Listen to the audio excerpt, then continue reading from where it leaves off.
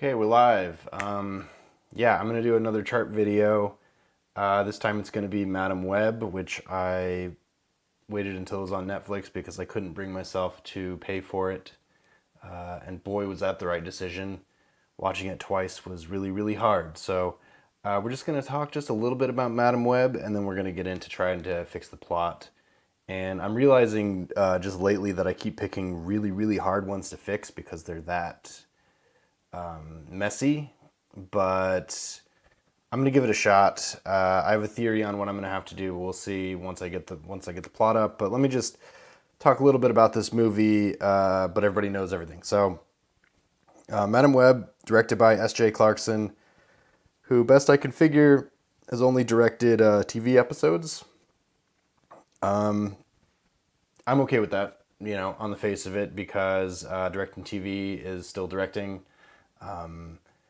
I would assume with a project as big as something like Madam Web, you would expect a director who's directed a movie before to do it, but that's not what happened. So, it's really easy to lay the entire failure of this movie on the director. There's an argument to be made, but I don't think it's totally the director's fault. It seems like it's everybody creatively involved that's not the actors, because obviously Dakota Johnson has been pretty outspoken about how much of a turd this was going to be. So good for her for being honest. I hope it doesn't cost her work, but you never know. So yeah, S.J. Clarkson, known for Madam Web, directing Anatomy of a Scandal, Succession, Collateral, The Defenders, Love Nina, Jessica Jones, which is probably how she got onto this. She directed some more an episode of Orange Is the New Black. Yeah, she's been directing TV for a while. It looks like her earliest credit is 2001, where she directed 37 episodes of Doctors. Not familiar. Anyway, the writers on this, or at least the ones that are credited, because there's definitely rewrites going on. Matt Sazma, known for Morbius, Gods of Egypt, Madam Web, and Power Rangers for writing. So, if I was a betting man, that wouldn't have been who I went with, but, Burke Sharpless, another writer on it. I think they're a writing partner. Same thing. So I think they're writing partners. And then Claire Parker wrote episodes of Life on Mars, MI5, Anatomy of a Scandal, which I believe is where she probably worked with S.J. Clarkson, if I had to guess. But yeah, it looks like Claire Parker is a lot less established than the two boys were. But again, their claims to fame are Madam Web, Morbius, a bunch of episodes of Lost in Space, which I enjoyed. Power Rangers, which I didn't think was very good. Gods of Egypt, which I didn't watch. The Last Witch Hunter, which I really didn't watch. And Dracula Untold, which I regret watching. So that's where we're starting with. I just don't understand how if you start this way, you expect anything but success. But hey, obviously I don't have credits, so nobody's gonna hire me for this stuff. But yeah, let's try to re-break Madam Web. Let's see if we can get up the... There we go. Do we still have audio? It looks like we do. 4 seconds or less. Keyframes or not. That's fine. Yeah, so this is my chart that I always do. This left with the yellow, ignore. This is just scratch pad, but we have Act 1 is 2 rows. Act 2A is 2 rows. Act 2B is 2 rows. Act 3 is 2 rows. And then you can't see it because I ran out of space, but I have a bunch of green tiles that say all the Dan Harmon story stuff, because I'm going to use Dan Harmon's story wheel once again. We'll get to that when we get to that, if we get to that. So let's go ahead and try to go through the plot of Madam Web. Yikes. So I'm not even gonna use you right now. I'm just gonna take it down because there's no point. Okay, so here's my cards. First thing we see is Cassie's mom, played by whoever's daughter that is, that was in the failed season of Scrubs, looking for spiders, and she's with a young Ezekiel, I'm going to keep saying that wrong, who ends up being the bad guy. They're in the Amazon. She's obsessed with spiders that have Spider-Man's outfit on them. She finds a spider, And when she brings it back to camp, Ezekiel has been going through her stuff, and he kills her and a bunch of other guys and steals the spider because that was his whole plan to begin with. And he sort of implies that his family is dead or whatever, but yeah, okay. They also mention Las Arañas, and turns out Las Arañas, who are basically in the Spider-Man outfit, come and try to save Cassie's mom and can't, but they end up having a spider bite her, and that saves the baby, and then the main guy says this is going to be a tough life for her, but blah, blah, blah, she's going to come back later. That's all flashback. That's why it's in blue. If you see blue, it means flashback. I'm using green as just regular Cassie stuff, or I guess the A story, if you can call it that. I don't know if you can in this kind of movie, but we see Cassie in 2003 as an ambulance driver, and we're doing all the Captain Marvel stuff, all the references, all the sort of, time and place stuff that Wonder World 1984 did such a good job with. She's driving an ambulance, and Ben Parker, the Ben Parker who ends up raising Peter Parker, is in the back trying to save somebody. They're both paramedics. It's played by the dude from Parks and Rec. So, cool. They're at the hospital, and a little kid tries to give Cassie a note to thank for saving his mom, and she's really weird about it, and it plays super weird. Yeah, I guess that's what they were trying to go to. Later, Cassie and Ben Parker are in the break room having Chinese food, bantering. It's unclear if they have a history, but he talks about seeing something new to be a big deal. Also, Cassie talks about being a foster kid and how she's bad with people and that blah, blah, blah. But we kind of knew that in that, obviously her mom was dead, but her talking about the foster system in just the way that she mentions it is about what we get for that. So, now we have Cassie in her apartment. She actually reads the kid's note, and that somehow inspires her to open up her mom's book and read her mom's book about spiders for what appears to be the first time ever at 30-something years old. I guess the implication is that that's her only connection to her mom, but if she's in her 30s, I don't understand why she hasn't read it up until this point, but hey, whatever. Now we have Cassie. I guess I'll just keep going with this. Yeah, I'll just keep going with this. Cassie is doing ambulance stuff, goes to a crash on a bridge, ends up in a car that falls underwater through just like a Rube Goldberg machine level of coincidences, and when she's underwater, she hallucinates, and there's this big spider web thing, and it's, I don't know if we see it in the same moment as we did when she was born, but it's that thing. And we basically see shots from the whole movie that will happen because it's our first inkling of she has the ability to see into the future. Okay, makes no sense, but she gets revived, and and when she's getting her vitals from Ben, she has deja vu and is annoyed that Ben doesn't get what she's talking about, but hey, that's what it is.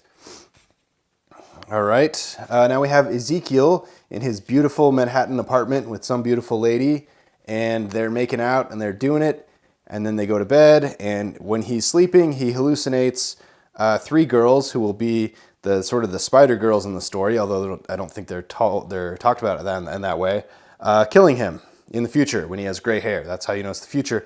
And he wakes up and she goes, nightmares? And he goes, no, it's a vision of how I die, blah, blah, blah. He seems very interested in telling people this, that every single night he has this vision of how he dies because of reasons, and then he uses his grip on this woman to poison her with his spider abilities, because, obviously he's got, the spider powers, and the spiders in his apartment, that's the whole thing. And you figure out him sleeping with that lady was just a way to get the NSA code because he really needs this 2003 facial recognition software. Okay, so she dies, and he says something really trite at the very end, like, you're lucky you didn't know today was the day you die or something. It was really weird. Anyway, moving on. Cassie at a barbecue is bantering, and I don't know. It just feels like level 1 improv. I don't know what the scene was meant to be, but they're literally just at a barbecue in Queens. I don't know what to do with that. So anyway, moving on. We can go ahead and get the confessional cam out of the way. I don't think we're gonna need it. Well, maybe we'll move it. We move it. We move it over here. Yeah, I can make that work. One sec. All right, cool. So moving on. she goes inside and you find this barbecue is actually, it's the bridal shower for Mary, I want to say Parker, Mary Parker, played by Emma Roberts, Julia Roberts' niece. The implication maybe is that's Peter Parker in her uterus, or whatever. I don't know how babies work.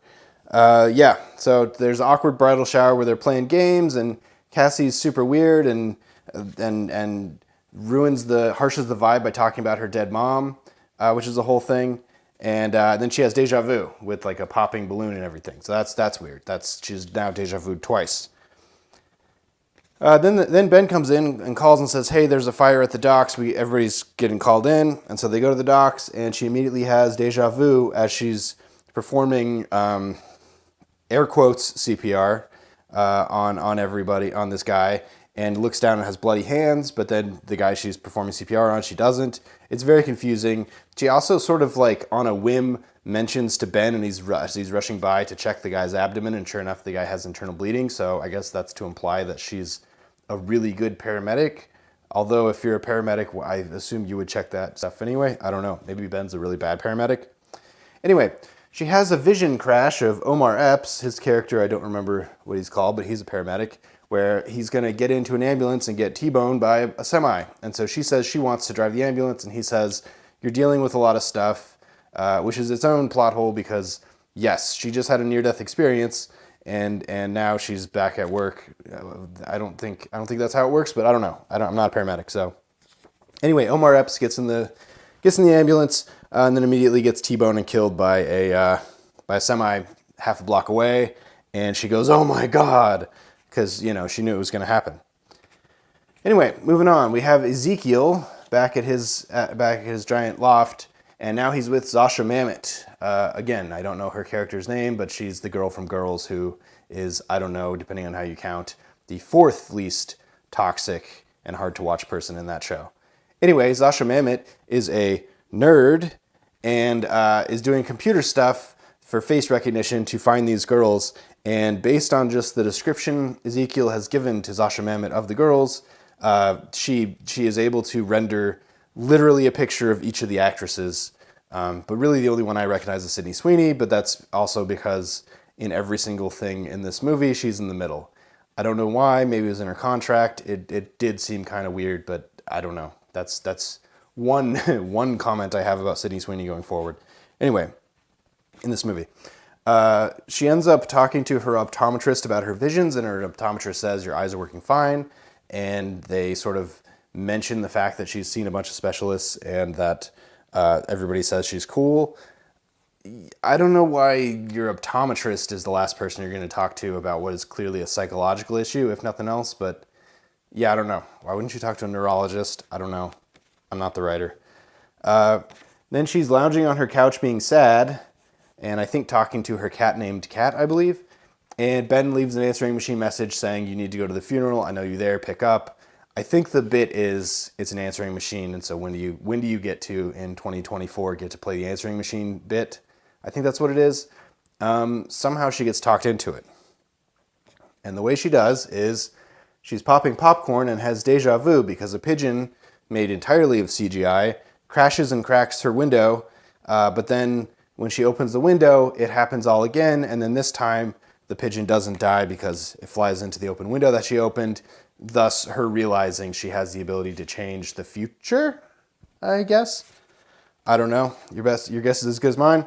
Anyway, she decides to, or it's implied that she's going to go to the funeral, but we don't really know that because we see Ezekiel tracking the girls to Grand Central Station, and the confusion is they're all there. Why are they all there? And Ezekiel sort of mentions that something will probably happen that will make them all there. We can intuitively infer that it's probably Cassie being there, and this is Cassie's first encounter with these girls. Although, based on the rules that don't exist of this world, that doesn't really make a lot of sense. It would be nice to have like a real clean justification of why this entire thing, but that we did not get that. So anyway, Cassie is on the train with the girls and has just deja vu like you wouldn't believe. It's like 10 minutes of deja vu where she deja vus herself, she deja vus the first girl, she deja vus the second girl, she deja vus the third girl, she deja vus some random dude, she deja vus some lady who it's definitely a cameo, but I don't recognize who that lady is. Is it Lois Lane? I genuinely don't know. Anyway, by the time the third girl gets onto the train, she realizes that Ezekiel's going to come and murder, death, kill them, because that's what she's been deja vuing. And when she gets up and starts to tell them to go, she sees Ezekiel like 2 trains away and gets them awkwardly off the train in sort of a pretty mundane way, but that's fine. So there you go. Cassie gets them off the train as Ezekiel is obviously coming to Bull and China shop the whole train. Because that's what he did. Ezekiel likes to back fist and sort of like kick out of the way anybody in his way, which I only mention because it's going to come back later in dialogue. Anyway, they're running from Ezekiel now. So, yeah. One of the bits is Cassie keeps having to turn around because she keeps getting visions of like getting arrested. And so she's like, we can't go that way. But they end up on a different platform. And Ezekiel, with a bunch of cops there, is now in a Spider-Man outfit. We didn't see him change. It seems like it would have taken him a while in 2003 to change into a Spider-Man outfit, but I'm not Ezekiel. But there's this whole bit down the platform where they're running as cops are around them, and the cops just keep getting like disappeared, sort of C-3PO style, dragged by their feet out of the way. And the implication is they all got murdered, death, killed. Yeah. So I guess that's and we saw Ezekiel hanging from the ceiling. That was a big moment. In a world where Spider-Man does not yet exist. That hasn't really been mentioned much, but that we got to keep reminding ourselves that this is a world that Spider-Man is not in yet. Anyway, they get to the street level, and Cassie steals a cab, and the girls climb in with her because she tells them to. It's a half kidnapping, which is when banter about who they are, because they don't seem to like each other, and they don't seem to like Cassie, but Cassie is so proud of herself that she somehow, saved them from whatever that was. But then immediately the radio says that she's the kidnapper. So there's a bit. This is also the first time we saw Sydney Sweeney was way earlier in the hospital, and she was in I don't know what. But the rest of this movie, Sydney Sweeney is in like an Oxford schoolgirl outfit with glasses and a wig, which is very confusing because everybody knows what Sydney Sweeney looks like. So to put Sydney Sweeney under all of that is a little... I don't know what the deal was. Maybe it was in her contract that she got to look however she wanted, and that was what she went for. It seemed awfully uncomfortable, especially that red wig, so I don't know. Anyway, Ezekiel is looking for them. This is going to keep happening because in the same way Michael Bay likes to recycle satellites talking down onto the planet, and it's the same thing every time. They just put different dialogue over it. Ezekiel likes to argue with Zasha Mamet while she's in front of her array of computer screens. So, yeah. Anyway, hiding in the woods. They make a campfire. They sort of go around the room again and try to figure out who everybody is. Cassie admits that now she does recognize all of them. The one girl she met at the hospital, Sydney Sweeney. The other girl lives in her building and has opinions about Cassie's messy lifestyle because Cassie does not have her life together. And then the third girl almost got hit by Cassie's ambulance earlier that day and likes skateboarding. Yeah. Cassie admits she can see the future, and they sort of try to tease that out, and then they give up on trying to even attempt to explain that. So, yeah. And then Cassie tells them to stay as she goes home, I guess to do research. The only thing that home would bring her would be opening her mom's spider notebook, which must be the thing, but she tells them don't do anything stupid and stay here. Obviously, they're not going to. Let me make sure I'm in focus on the main camera. Yeah, all right, okay. All right, so Cassie goes home. This is going to be a thing where Cassie, every time they're safe, Cassie goes and leaves. Yeah.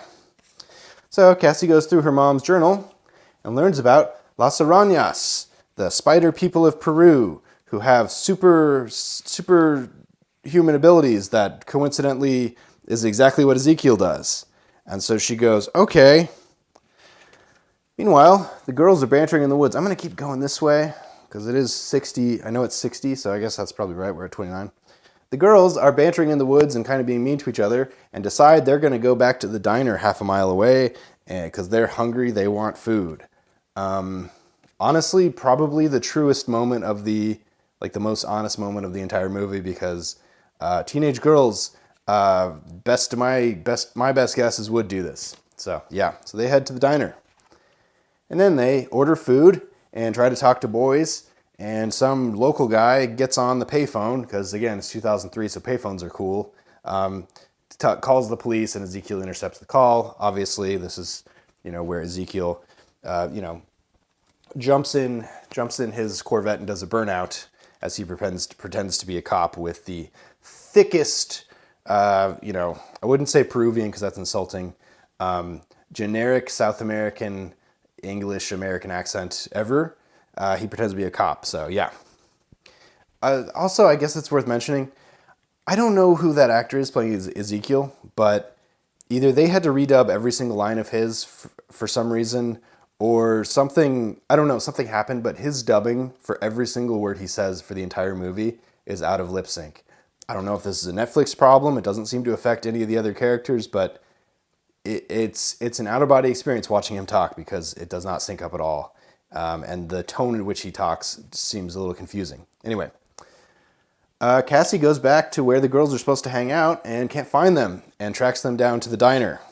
And then at the diner, she sees the premonition of Ezekiel attacking them and murder, death, killing them all again. And again, killing a bunch of people in the process too. It's not just them. Anyway, Cassie snaps back to her reality where she's in the woods just with her car and goes, "Not this time," or "I have to get there," or something really on the nose, and drives on the street and tries to get around a logging truck for like a bad amount of time as Ezekiel shows up at the diner. And the girls get nervous and they, get off the table that they were dancing on, because if you're a teenage girl, what are you going to do at a diner? You're obviously going to dance on a table. Everybody knows that. As Ezekiel's about to attack them, Cassie crashes the cab through the diner and happens to absolutely nail Ezekiel with it. What a once-in-a-lifetime shot, but again, she can see the future, so it's cool. He's stunned. Cassie gets the girls out of there. They get back in the now pretty messed up cab and they drive away, and Cassie scolds them because, again, this is the thing. Every time they're in the car, Cassie has to have a conversation with them in the car where one of them is angry, one of them has something sciencey to say, and Sydney Sweeney just kind of looks sad and scared.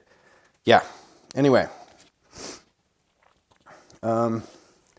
Ezekiel learns through Zasha Mamet's incredible research abilities that the person who screwed him up was Cassie Webb, and he said that's impossible because I killed whatever her name was, his mom. Anyway, that's a weird plot hole too, because she has her mom's stuff, so somebody definitely gave her mom's stuff, and it's been 30 years, yet somehow that never got back to Ezekiel, who literally lives in the same city as her.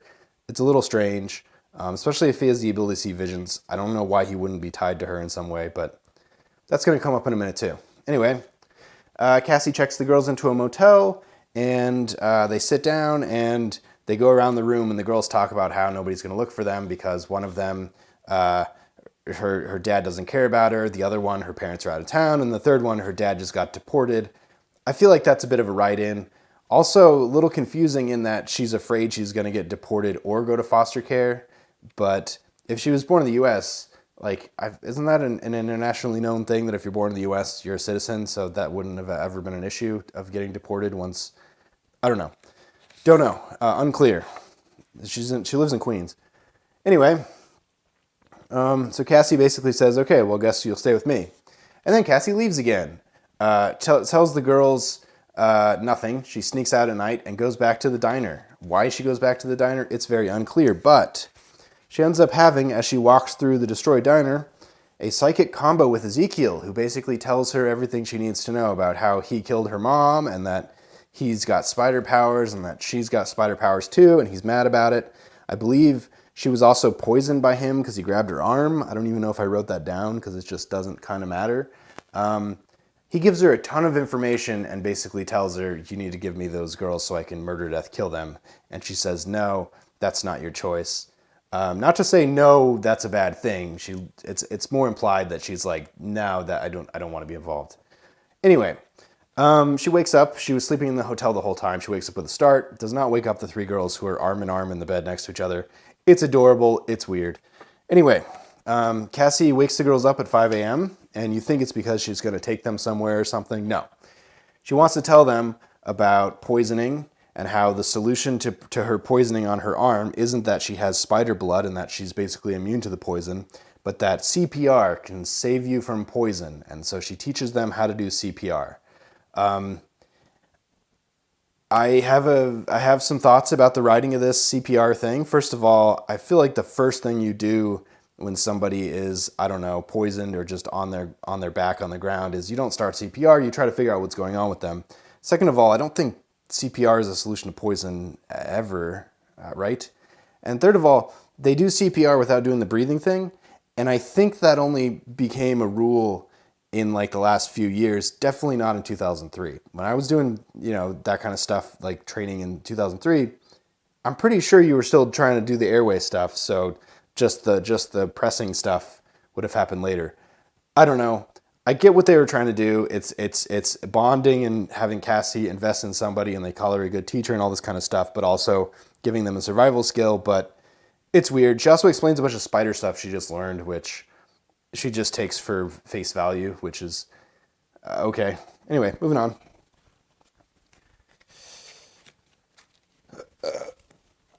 Cassie drops them off with Ben, who's currently living with, or the other way around, Mary, who's super pregnant, because we've established Mary's husband is somewhere in Asia, we don't really know, doing something. She drops the girls off with Ben and says, I can't tell you anything, but I have to go, and then she goes to Peru. And so she arrives in Peru. She basically takes a taxi and then arrives in a Cessna. So if they were going to go through the trouble of seeing her take the taxi and arrive in the Cessna, I feel like we need to see a plane or a boat in the middle of that. But hey, that's just me. Anyway, she follows her mom's path, mostly using the journal. I don't know if she's doing flashbacks or not. I'm not sure. And then she meets the guy who saved her, who told her she'd be back. And he shows her a bunch of VFX stuff. He does the push thing that the Ancient One did to the Hulk and that the Ancient One did to Doctor Strange. And she falls into the water and has all these visions and gets even more information about being a spider and the fact that she didn't get any of the good stuff. Instead, she just got the ability to see into the future, kind of. And maybe she's immune to poison, maybe. And then we see flashbacks of her mom's journey to save her, where she finds out that the whole reason her mom went to go do any of this was because her mom realized she was going to be born basically paraplegic and unable to move, and so she was going to try to find this spider, not because she's this great biologist or anything, but because she was afraid her daughter was going to be born basically a vegetable. Hey, that's fine. In that moment, she ends up hugging and talking to her mom, and I think it's played that she actually interacted with her mom. I think it was Matthew McConaughey's Space Farmer movie, where Interstellar, where he talks to his daughter. I think it was kind of that, where they talked to each other, and that was a real hug, not really sure. Anyway, she snaps back to life and goes, okay, now I get it. Then we have Ezekiel is still mad. So that's good writing. Anyway, the girls are hiding with Ben, but unfortunately, Mary's water just broke. So instead of, I don't know, Ben the paramedic just setting up the bathtub for having a baby because he's a paramedic and that's what happens all the time, he tells everybody, including the girls that are in hiding that can't be seen by a camera, otherwise they'll be found, to get in the car with the pregnant woman whose water just broke. So, yeah, they did call an ambulance, but the ambulance wasn't going to be there in time, and so Mary just told Ben to drive her to the hospital. I don't understand why the girls, after hiding out for a week, just decided to get in the car. That doesn't make sense to me, but hey, plot holes being what they are. Anyway, while they're driving, a street camera catches one of the girls, and so Ezekiel is back on the case. He knows where they're going. He knows they're going to the hospital. He's going to intercept them, because that's what happens when you put girls that have to hide in a car in public. Cassie shows up just late enough to miss them at Ben's apartment as an ambulance shows up, and so they could have also just waited for the ambulance, and so that was quite the missed opportunity there. But she sees the future where Ezekiel's coming and goes, I gotta go save them. and then hijacks the ambulance. I guess because she's a paramedic and that would be the most efficient way. I guess it's the version of like stealing a cop car so you can get through Queens. I guess that's the angle. But yeah, anyway, she's on her way. So yeah, she steals the ambulance and is chasing down Ben the girls in one car, and Ezekiel being Spider-Man, evil Spider-Man, in the other, himself. He's not a car. Anyway, Ezekiel has cornered the girls and he's bearing down on them and about to attack them when Cassie drives her ambulance through a parking structure wall about 2 to 3 stories in the air and happens to hit Ezekiel. The way it plays out, he has to jump to get hit by the ambulance, and so I'm even more confused by that, but she twice now has hit him with a high-speed vehicle and absolutely bullseyed him. If that was her only power, I would say let's just go with that, because that was pretty solid, I gotta be honest. Anyway, the girls with Cassie climb into the ambulance as Cassie tells Ben, get Mary away from here. Ezekiel won't attack you anymore because he doesn't care. Which we know is just basically not true from everything we've seen, because Ezekiel loves just absolutely side-kicking and punching people that are sort of just in his reach. So the logic that he would stop attacking them just because she said so is actually like the opposite. So that is quite the writing choice, I gotta say. Anyway, they're in the ambulance, they're driving away as Ezekiel gives chase. And then we have Cassie now tells the girls in the back of the ambulance, get the defibrillator going and press it up to get it charged and do it onto the ceiling. And when Ezekiel lands, he's going to get zapped. And make sure you don't touch anything metal. Everything about that is cartoonish and doesn't make sense to me. And nerd in me just absolutely hated it. But hey, Ezekiel got zapped when he landed on the ambulance. So all is well that ends well. The ambulance conveniently dies and rolls to a stop somewhere down the road, which is even more confusing. If the defibrillator had enough to knock out Ezekiel but then didn't kill the car, then why did the car die later? I do not know. Anyway, the ambulance rolls to a stop and Cassie sees what will be the final fight. And it's strongly implied that we know that this is the final fight between her and Ezekiel. Anyway, and there's a lot more plot left. Cassie calls in a helicopter using the still working radio of the dead ambulance, and the helicopter's like, you got it. And then the girls trust her now. And again, I don't know anything about paramedics, and I know probably less about helicopters in Queens, but I'm pretty sure an ambulance driver can't just call in a helicopter. I don't think that's how it works at all, but I don't know. It wasn't there. It was 2003. I was 15, 14? I don't know.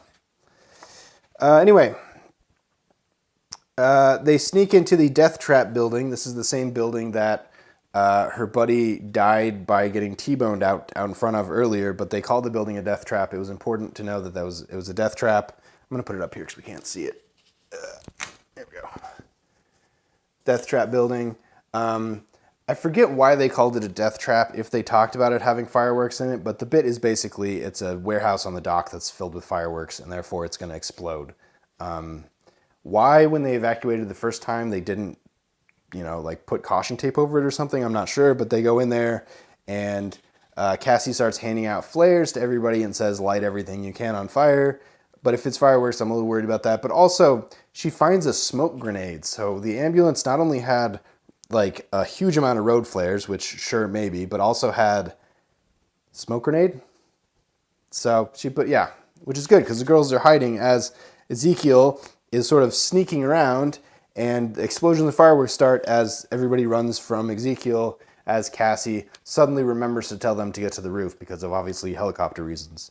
So yeah. Then we have Ezekiel versus Cassie, square off on the roof. And because she can sort of see into the future, she's too fast for him. He's, she sees a bunch of stuff. She sees the Pepsi sign that's gonna tip over, and he's gonna get crushed by it somehow. So he's trying to attack her, but she's like one step ahead of him, and he's getting frustrated. And then obviously stuff falls down, and he gets crushed by the pea. But the hole of the pea is where his face is. So like, I don't know, if you're going for crushing somebody, I assume you would want to crush the head too and not have, obviously his, yeah, so he's good. Anyway, the girls defend Cassie as they fight Ezekiel, and he throws them, and they all end up dangling from different pieces of stuff they're dangling from. And then he says some, bad guy thing about how don't bother Cassie.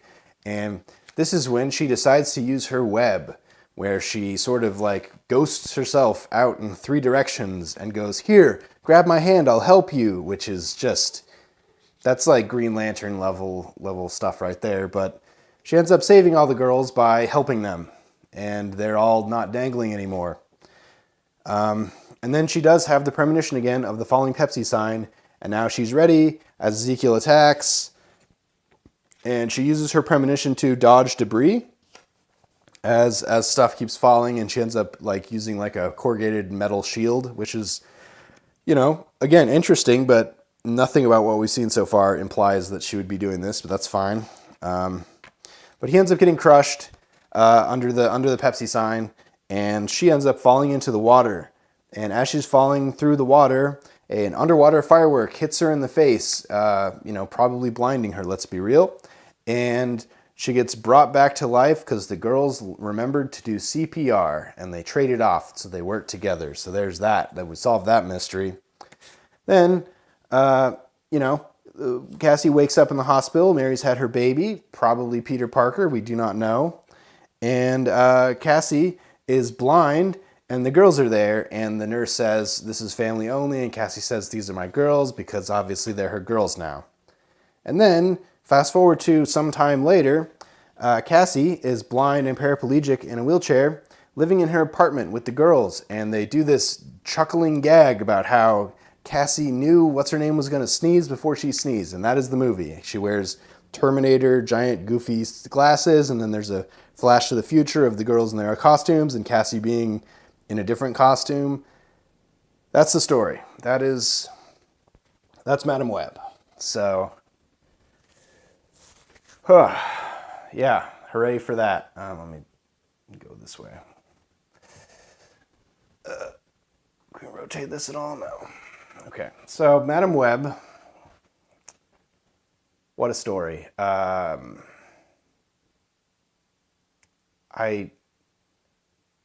Okay, we'll try to go through it. I'm not sure.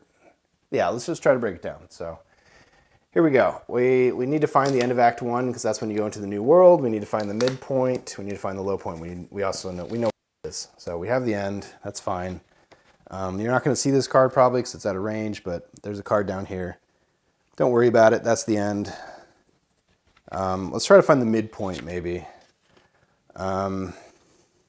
It should be around here if we're calling 60 cards, 60 scenes being what they are. Maybe it's her going back to the diner, honestly. Maybe not. I think it's got to be after. No, I don't know. Okay, let's try a low point because I don't know what the low point would be. Okay, so low point obviously is the false ending where she fails or something. So there's some sort of downbeat where things are going badly.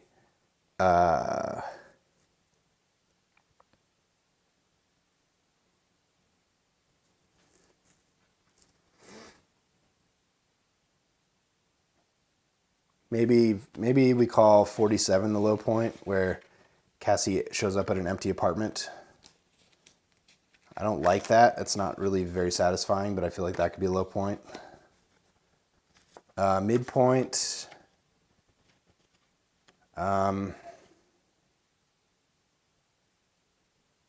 Yeah, for the sake of nothing, let's do it here. This is when Cassie learns about Las Arañas. I don't know. And then the end of Act 1 is the big turn, so the Omar Epps vision crash, I feel like probably works, but yeah, we'll call that the midpoint. So the first act is her mom getting killed, and then we meet Cassie, and then Cassie's weird, and then Cassie goes underwater, which turns her into her Madam Web powers, and then she has deja vu, and then we have Ezekiel doing Ezekiel things, and then we have a weird barbecue, and then a bunch more deja vu, and then this big life-changing crash because apparently she's really close with Omar Epps' character, even though we've only seen him in 2 scenes. Honestly, I kind of buy that as the first act. And the second act is going to be Ezekiel doing nerd things with David Mamet's daughter, trying to figure out what's going on with her vision. She ends up figuring out that you can change the future because of pigeons and popcorn.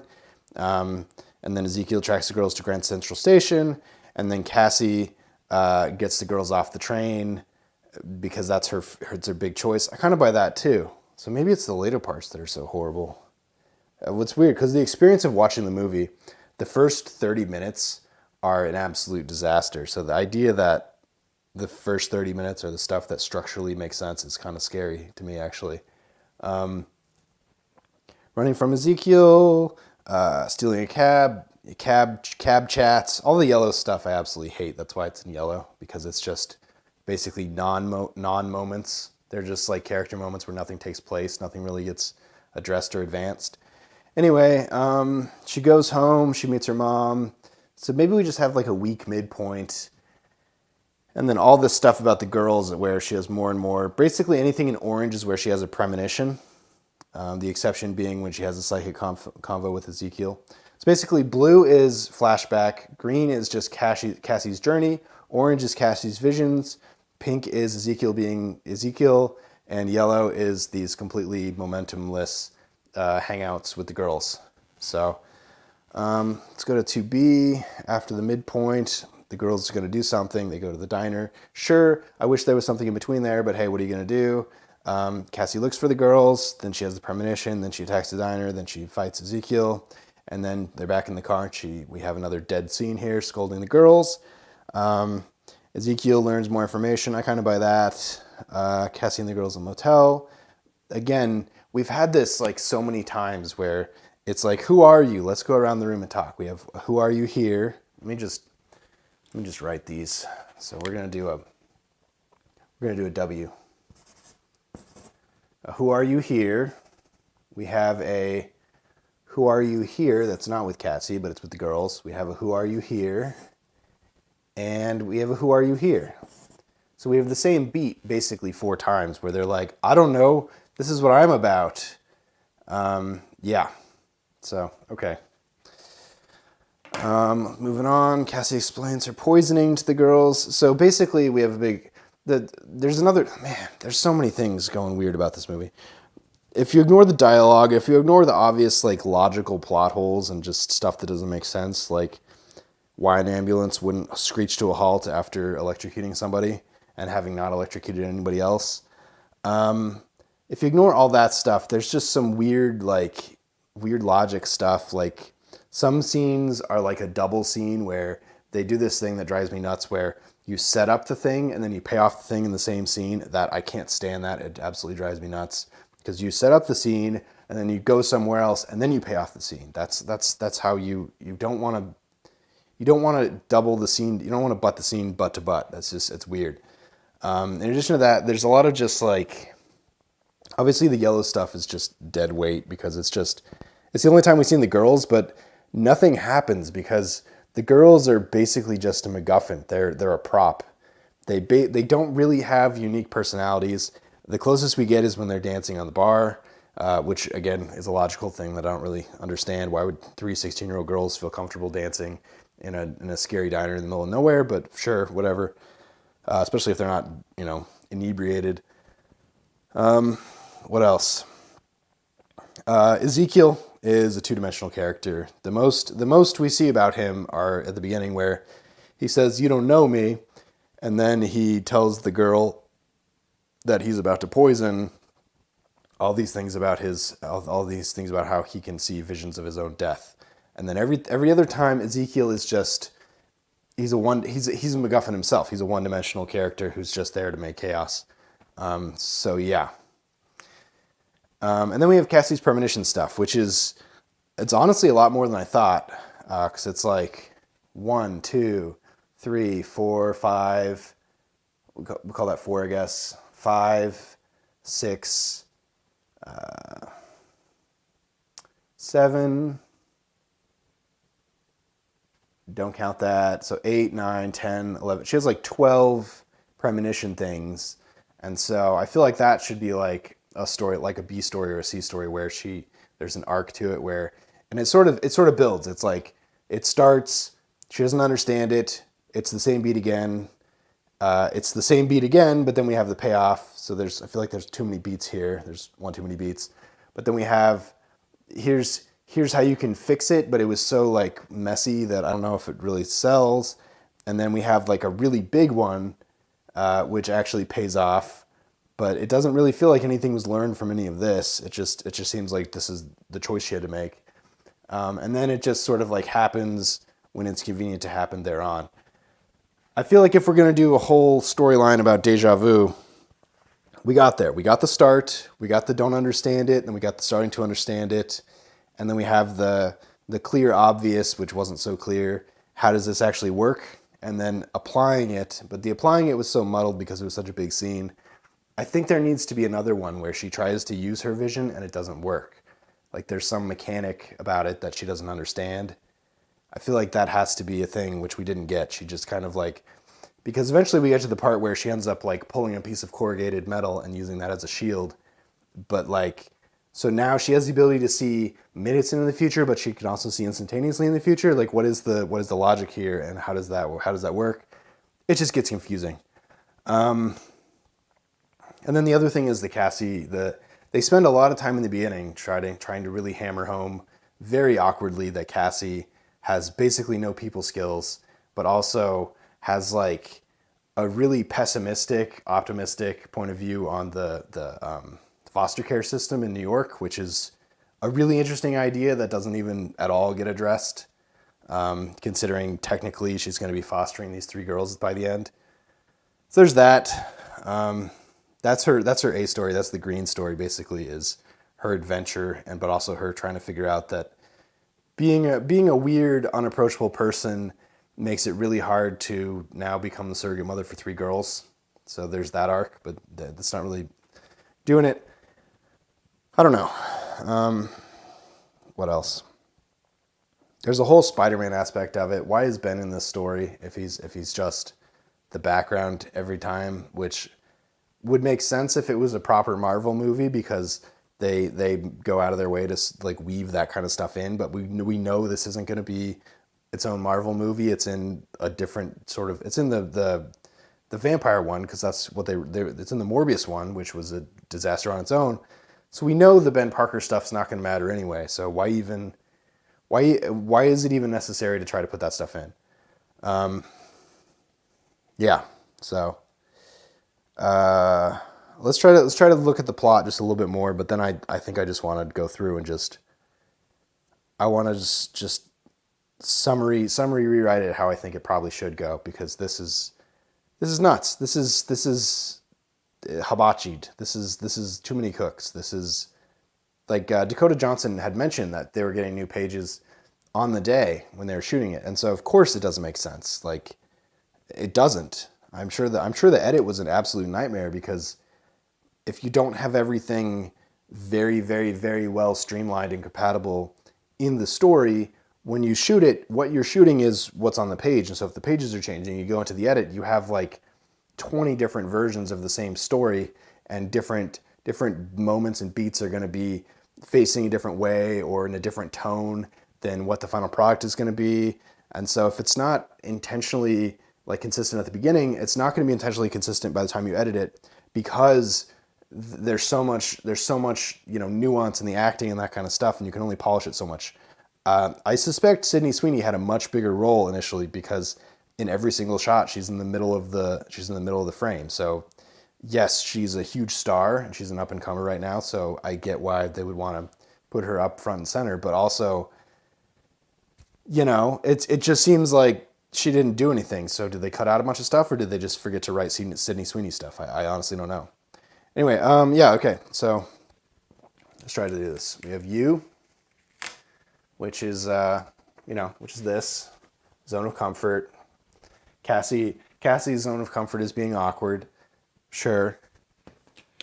She needs something. Well, she reads a kid's note and then reads her mom's notebook. So maybe her need is her mom, if we're being really charitable. So maybe her need is to reconnect with her mom somehow. One of the big like absolutely gaping plot holes was when she meets the guy in Peru and she ends up talking with her mom. That's the first time she's ever mentioned that she doesn't understand why her mom hated her so much, and you figure out that her mom didn't hate her and actually sacrificed herself to save her. But we have nothing up until that point that implies there's any kind of animosity between Cassie and her mom. Obviously, the implied, default for someone who doesn't have a parent is they wish they had that parent. There's not animosity about who they were. It's that they're not there and they wish they were there. I wish I had a mom. It's not that, it seems like Cassie knows too much about her mom, given the fact that she never once met her mom, having died in childbirth. And she has opinions about how her mom lived her life, which have no, I'm not even sure who could have told her any of that information, because it seems like she has no connection. Like, Ezekiel didn't know she was alive, so who could have possibly known, other than the one guy, that she was alive? Anyway, go. Enter the unfamiliar. That's when, the Omar Epps stuff happens, and so now she's realizing that she has this responsibility. Again, I'm giving a huge amount of leeway here, that if she doesn't intervene, people in her life are going to die tragically. I think that's the game. Sure. Search. Now she's going to adapt to it. This is when, Ezekiel's after them, but she has the ability to sort of interfere. So she meets the girls, she meets Ezekiel, and now it's try to figure it out. And her figure it out is, wait here, girls. I'm going to go home real quick. Don't go anywhere, which is kind of like mom of the year, I guess. But again, if they were trying to do, the sarcastic mom of the year thing, they should have set up a sarcastic mom of the year thing. She just seems like she's like, oh, well, see ya. Fine what they're looking for. So, no. None of that is there. This is all a continuation of that. Honestly, the find would be probably after this. So maybe this is fine, and maybe search is all the way through here. Pay the price. Yeah, I mean, she meets her savior. She sees her mom, and so now she has to fight Ezekiel. And then the low point is going to be where the return starts, which is actually probably true, where she arrives at Ben's apartment and nobody's there. So maybe that's the return. And then change starts when she actually handles stuff, which I believe could be the sneaking into the death trap building. So structurally it's fine, except her going on her secondary adventure where she abandons everybody and she's alone for a while is half a chunk too long, and then that makes the return about half too short. But I don't know. So here's where we're at. Let me see if I can fix this.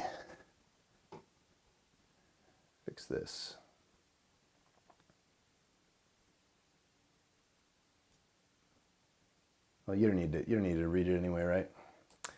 So here's where we're at. I'm looking at this, and structurally, it's honestly not that bad. Clearly, people who understand how to do a Western storytelling approach have been working on this, because even as diced up and chaotic and just messy and not well thought through it is, again, ignoring the dialogue, ignoring the actual literal plot points that don't make sense, but the emotional and plot structure of the story is not as messy as other stuff that I've been working on lately. That is this. Roadhouse was a lot messier than this. I think the issue is it has no internal consistency. Yeah. So okay. So let me just think about what I would write down for the actual. Let me see if I can find some cards here. Here's some white ones. What I would write down for Come on. Getting cellophane. There we go. We know one of the stories is going to be Cassie discovering who she is / who her mother was.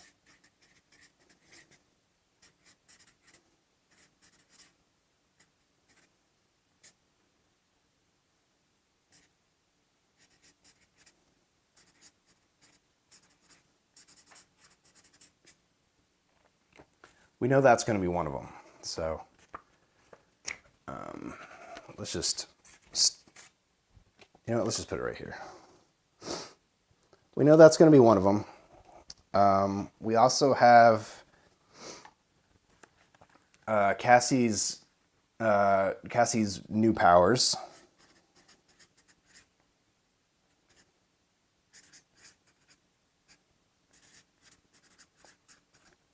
And sure, these are going to overlap, but the way at least it's presented right now, they're kind of two separate things. But yes, these two should be like woven together. The additional stuff is Cassie and these girls and her mentorship of these girls.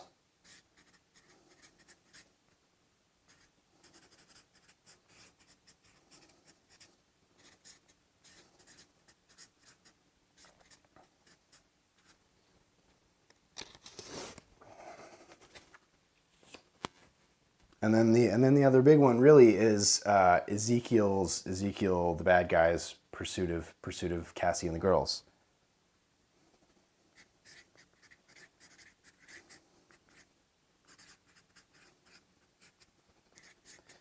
And it's the way it's played right now is Ezekiel is convinced he's chasing the girls for the whole thing, and then right when Cassie's about to kill him, she goes, "You thought it was about the girls, but it's really about me." I don't hate that, but that's not how it played at all. So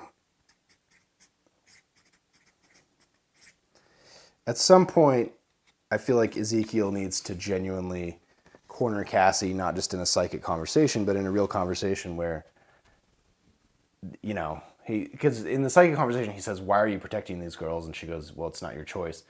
But really, it should be, "If you keep protecting these girls, I'm going to take you out too." And she's going to say, "Well, now I'm standing up for these girls," kind of thing. Let me see if there's any other storylines that are really, really worth it here.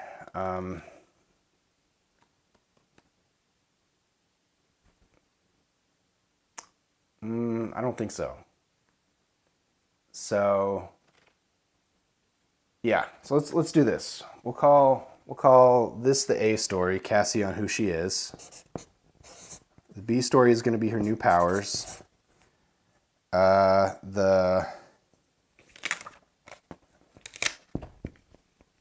man, it still makes Ezekiel like a C story though, but that's fine.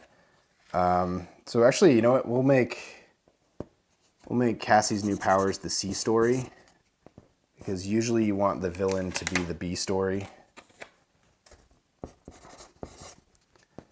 And then the D story is going to be her relationship to these girls, which are currently a MacGuffin, but we have a chance to fix them. So with all that in mind, let's put these up here. So the A story is Cassie on who she is and who she is in relationship to her mom, and then we have Ezekiel's pursuit of the girls / Cassie, and we have Cassie's new powers, and then we have Cassie's mentorship as who will she will be, because she's I kind of took it as like as somebody who's never done anything with the comics. She kind of seems like a Professor Xavier. It's a little on the nose considering she's, paraplegic in a wheelchair talking to people psychically. It's a little on the nose, but even then, she's the mentor. So if the Cassie journey is who is she and who is her mom, that's going to be the first half of the story.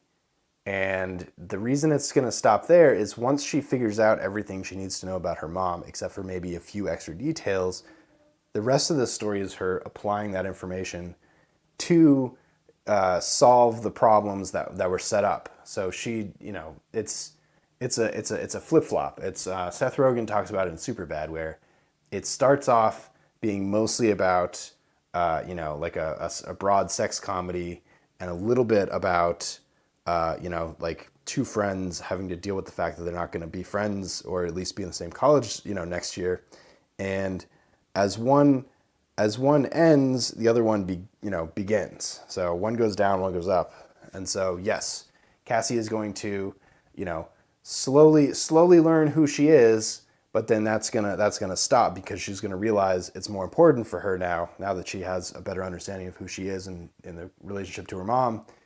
She's gonna be in conflict with Ezekiel, but also dealing with her new powers, which is the C story. So really, the A story becomes the C story, which is Cassie's new powers, which is kind of what has happened, except she has a bunch of new powers at the beginning. And so what I would, if I were to write this, I would have spent a lot more time at the beginning establishing Cassie. It's weird to establish Cassie just as she is because she's supposed to be this like antisocial, awkward, like savior, person who saves people in a as a paramedic, but she's antisocial and she's awkward and she doesn't like to interact with people. And so her arc is going to be either, becoming less antisocial, which is not my favorite choice, but more likely it's going to be, using her the minutia and the nuance of her antisocialness to be a benefit to people around her, to sort of bridge the antisocial gap a little bit. I could see that happening. And then as she learns more about her mom, she learns more to accept who she is and how she is this way. I could deal with that. And then that could bleed into her new powers and her ability to, even though she's not exceptional at being the mother figure or being, the mentor, she has the ability to see ahead of people, and that gives a level of insight that she has that they don't inherently have. I think that's a very useful motif. The villain story needs to be completely redone because right now he's just mad and he wants them dead. Yeah.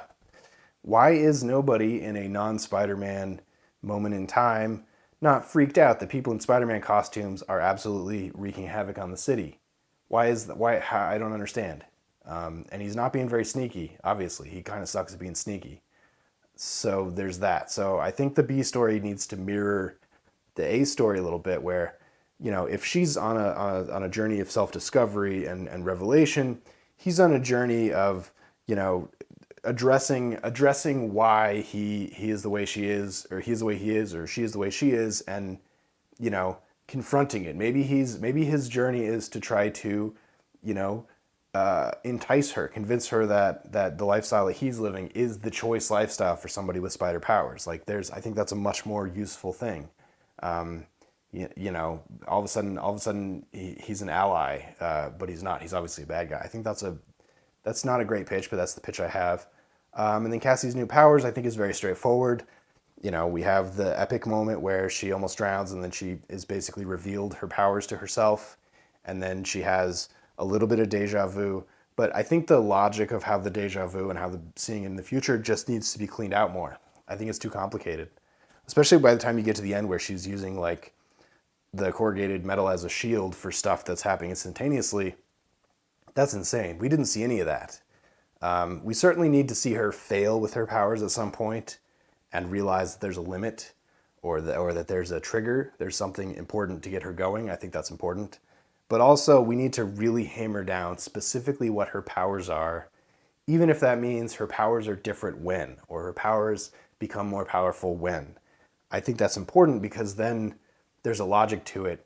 There's an anticipation to it, because right now it seems like she's like 3 steps ahead of us, but not because she's brilliant, but because she's a coincidence. She's working with coincidence. And so I think it's a lot more useful for her to learn the powers the way we're learning it, and for her to be like half a step behind. So we see that she needs to be able to predict this in order to solve this, and she guesses wrong, like that kind of thing. I think that's useful. Yeah. And then the mentorship with the girls. That's a mundane story. That should have been what that third writer would have been a specialist at, because that's what TV is. But yeah, the 3 girls are pretty one-dimensional right now, and part of it is they don't get enough screen time, and part of it is they can't do anything. They're literally girls running backwards, stumbling backwards. So that just needs more work, is what I think. Yeah. So as far as fixing this, I mean, as to re-edit it, feel like there's a way to cut it down. Maybe cut out half an hour of this 2 hour movie to make it a little more palatable. Probably a lot to do with the orange, because I'm seeing a lot of orange premonition stuff happening. Also, every time we see Ezekiel, it's a total waste of time. Another way you could do the Ezekiel stuff if he wasn't going to be the B story is just have him literally be the force of God around them. And so there is no B story Ezekiel. It's just Cassie figuring out who she is, Cassie's new powers that she's discovering, and then her mentorship of these girls. And the obstacle is this, supernatural act of God thing that keeps happening that she's up against that just happens to be a person. I think that's actually more useful because honestly, the Ezekiel character is really, really boring and really mundane and kind of irritating. And he's way too powerful for what they're dealing with. The stakes make no sense, especially with how easily she defeats him. Admittedly, she goes blind, but that's trying to get her into the next position for the next movie where she's actually more like the comic book character, I believe. So, and then the last big thought I had about this was the movie that was never going to get made because obviously this is a studio movie, but I think there would be a really interesting, nuanced, smaller, cleverer movie that is Madam Web if maybe it's an origin story the way this is. I'm not a big believer in origin stories. I get that they're important for like epic hero stories, but my favorite movies are not origin stories pretty much across the board. This is a very like messy origin story. What if the movie plays out with the same style that Cassie is experiencing, where we're seeing into the future, but we don't know why, and then we're stumbling through life, and then we're seeing into the future. Like Memento did that. Chris Nolan, obviously, 20 years ago, but there's been a few movies. I believe Premonition with Sandra Bullock is another one where you're messing with time, and so you're in the character's head because you're literally as confused as they are of the order of things and how things are playing out and what is real and what is not real. I think that would be really interesting. I think it would take a lot more work to write because you have to first figure out the logic of Cassie's abilities and when they happen and how they happen, like way ahead of time, and then try to build a movie around that. But I think it'd be really interesting to enter a superhero movie where it's entirely unpredictable based on the fact that you're able to see a few minutes into the future, but when you're brought back to the present, something changes, and so your expectation is constantly undermined. It would be a really tough movie to get done and to get done right, but I think the best version of this movie would be some kind of movie where it's incredibly unpredictable, using the very thing that Cassie has to deal with, which is her ability to see into the future kind of, but unpredictably. So, it was a wash. This whole thing was a wash. I don't know if that's clear. Yeah. What a nightmare. What a perfect nightmare. This is, yeah. In a different time and place, this movie definitely would not have come out because it is just, it's incredible. It's incredible. We all knew it. That's what's so crazy. And I feel like either the writers, because they did Morbius, knew that this was going to happen to them, like by the time they at least finished shooting it, if not were in the middle of making it or writing it, they knew that this was going to happen to them, or they're so deluded that they genuinely didn't, which, if that's the case, good. Happy to see them lose their careers because this is a career ender, and there are young, not working talents that could have made something really brilliant about this, and these people sitting on the top that ended up getting it dumped in their laps absolutely shat the bed with it. So, yeah, I don't have much sympathy for giant blockbusters that land on their face and break every bone in their face when they hit the ground. That's what this is. So, I don't know. It seems like Dakota Johnson made the right choice by shit talking your own movie, even though the golden rule is you never talk bad. It doesn't seem to have affected Sydney Sweeney's career because she's has a hotter career than ever right now, even though half of her movies are just like critically just not for anybody. I'm pointing out, of course, the success of that romantic comedy, Anybody But You, which I still haven't watched. I'll probably watch it. Maybe I'll do a chart on it, but I know it's not good, but apparently it's doing gangbusters. The rest of those girls, I don't know who they are, but I don't watch the kind of stuff that they're in, so I don't know. Um, what a mess. I just, yeah, I. It's frustrating. It's frustrating when the entire world knows it's going to go this way, and then when it comes out, it's exactly whatever. Like maybe people need to maybe studios need to take more stock into the responses from trailers and not just try to reshoot it and fix it, but actually take the note that is when the trailer comes out and everybody is just objectively making fun of it like at full power, that you go, okay, well, you're not gonna hit every time. Maybe this is one where we're just gonna throw it away, and or we're try again. The actors got paid.